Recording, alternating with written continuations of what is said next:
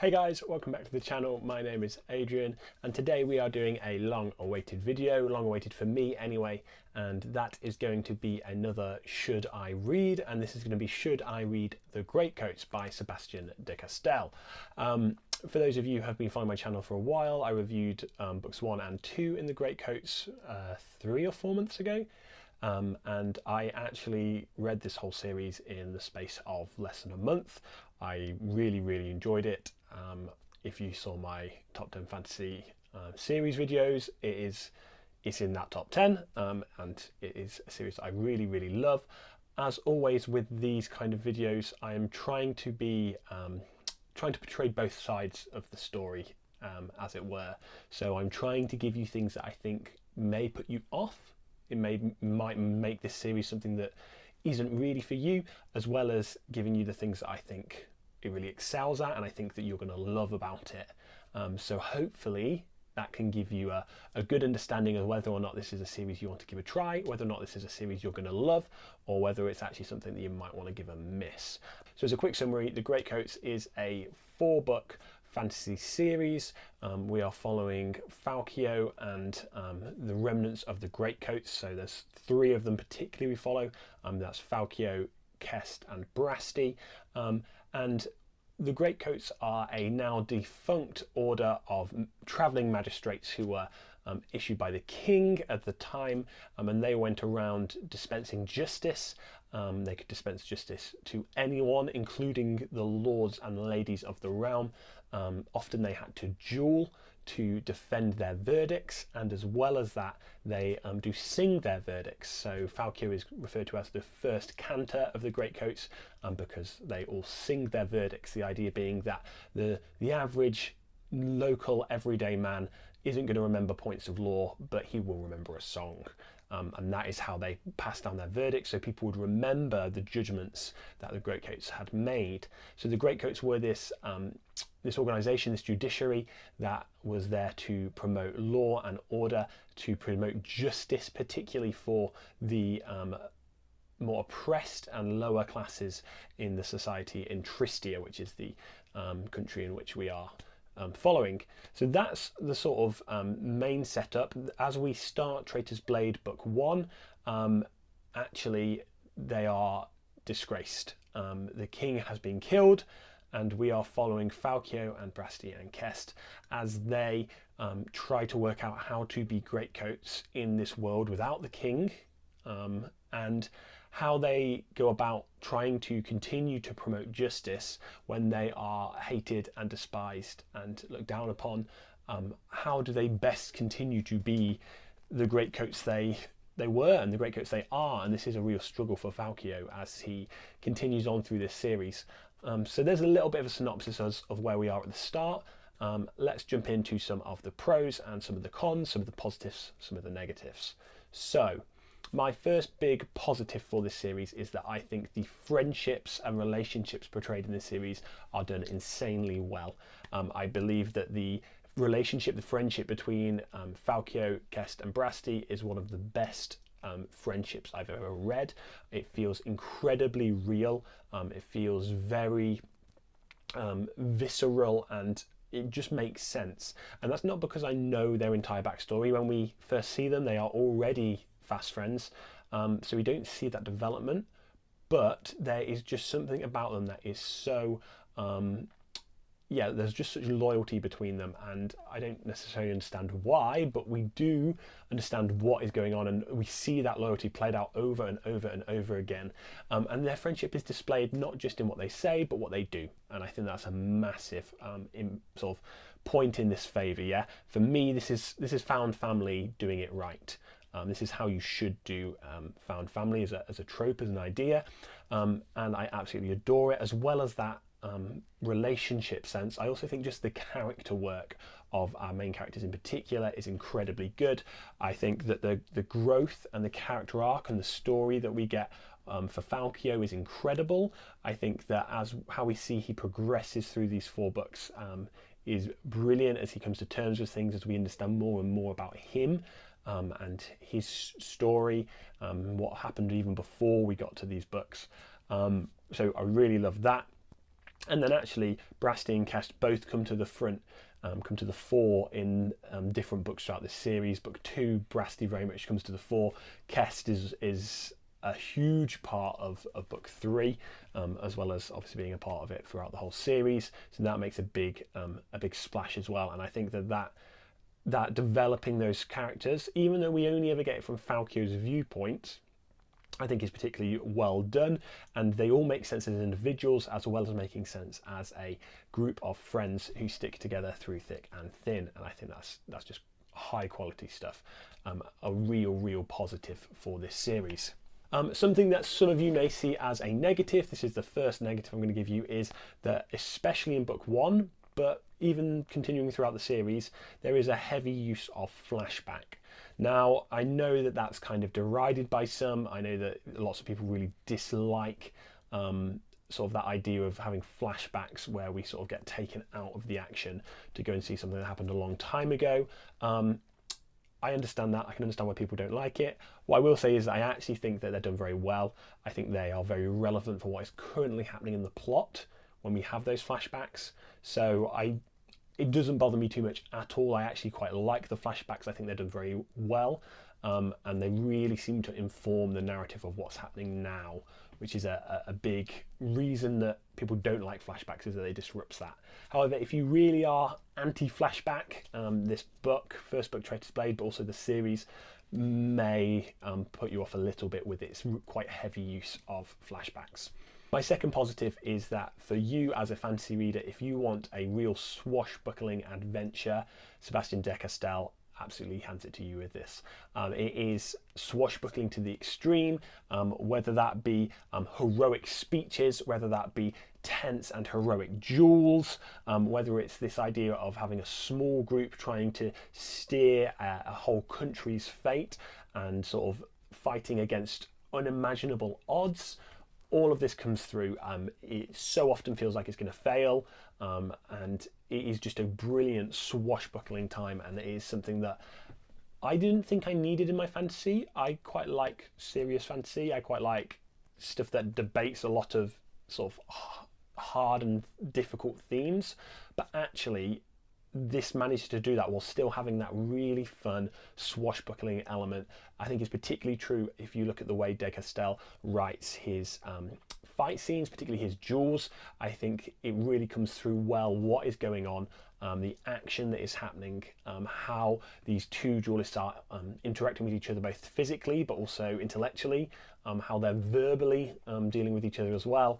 I just think it's done incredibly well. So I'm a big fan of the swashbuckling style that we get throughout this whole series. A second possible negative for you is if you are a big fantasy fan who loves high, epic, big magic settings in your fantasy.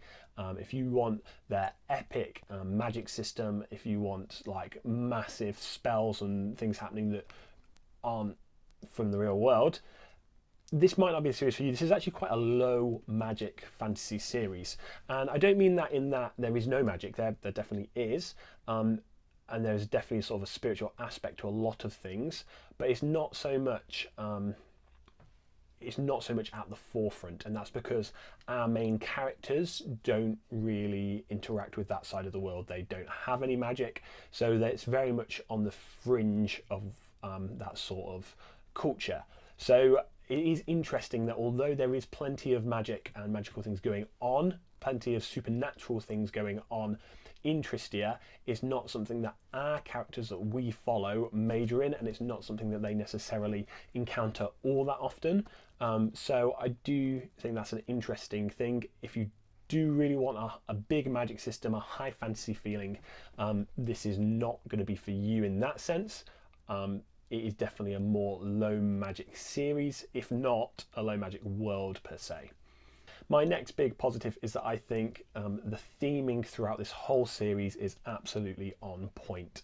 Whether we're thinking about justice, law, what it is to uphold the law, how do we do that, what do we need to make a country function? And then we even have questions of doing the right thing in a specific individual moment, or this idea of having like this utilitarian view of doing the thing that is best for the most people, and how those interact and contrast with each other, with different characters having different opinions. I think the theming is so good in this book and in this series. I really do think the theming is really, really good in this series, and we address these issues really interestingly and really well. And I think, yeah, Sebastien de Castell does that incredibly well in the Greatcoats series. My other final negative here that might be a con for you, and again, this isn't actually a massive con with the series. What it is about expectations, and that is that this is not your classical epic fantasy. This is not going to be filling the vein of a Stormlight Archive or Game of Thrones, Lord of the Rings. It's not this kind of epic high fantasy that we often get, and you need to have that going in, knowing that that's not what you're getting here.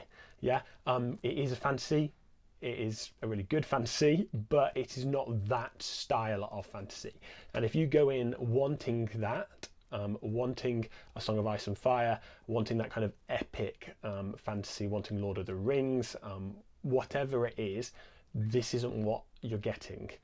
So you need to go in with the right perspective, the right expectations, and that's really, really important. What this is that swashbuckling, sort of flamboyant, heroic, daring genre. It's sort of an adventure fantasy, much more, and that's what you need to know, and not have expectations of it being this epic, everything wraps up neatly in a bow. There's a lot more loose ends going on here, and I think that's something that, if you know that and it's something you appreciate, it's going to be great. But don't expect this to be this sort of funneling to a point in history that we often get in those sort of more epic fantasy tales. So normally in these should I read videos, I've given you my 3 pros, I've given you my 3 cons, I can make a conclusion. However, I couldn't really just narrow it down to 3 pros here. I couldn't just give you 3 positive things about the series, because I absolutely love this series. So I've got a couple of bonus ones for you, and that is, I really, really love the authorial voice that we get from Falcio, how he's written. It very much feels like you're sat down by a fireside having Falcio talk to you, tell you his story. And I absolutely love that. I think that is the style of it, the way that it's not even really framed like that. It's just the authorial voice is just that way, and it feels so Falcio, and I love that. I think that's a really interesting style. I think it's a style we don't get in fantasy as much, and I really just like the way it feels. It comes off like an oral story passed down or told from the mouth of the person who it's happening to, and I really, really love that. I think that adds a real sense of flair and authenticity to it that just I'm a big fan of. And then my next bonus one is, this series is funny. Like, it's really, really funny. It's consistently made me laugh, and that's due to many reasons. Kest is a straight man here. Brasti is just a ridiculous person and is hilarious in what he says and what he does so often. Part of it is the banter of the 3 like really close friends, how they are willing to back each other up, but how they're also going to tear each other down if they need to, and just absolutely rip each other apart if they think that's funny or if it's necessary.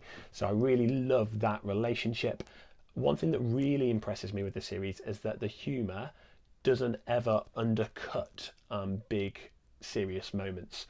Like, so often in books where there is humour, I feel like it can serve to undercut the serious moments. It can cut the drama out by dropping a joke in there, and I think there's an incredible way that this series doesn't do that. Like, in so many ways the humour adds to the moments, like it doesn't undercut them, and I think that's amazing. And it doesn't ever just make things feel silly for the sake of it. Like, these are serious books addressing serious issues, serious ideas and ideals, but they're also hilarious. And I think that's a really incredible balance that has been found here. I think Sebastien de Castell's done an incredible job balancing those multiple facets here, and I think it helps the perspective he's chosen, because we follow Falcio, who is very serious. we do get the serious sense of the story. We get what is going on and why it's important and all the big things associated with that.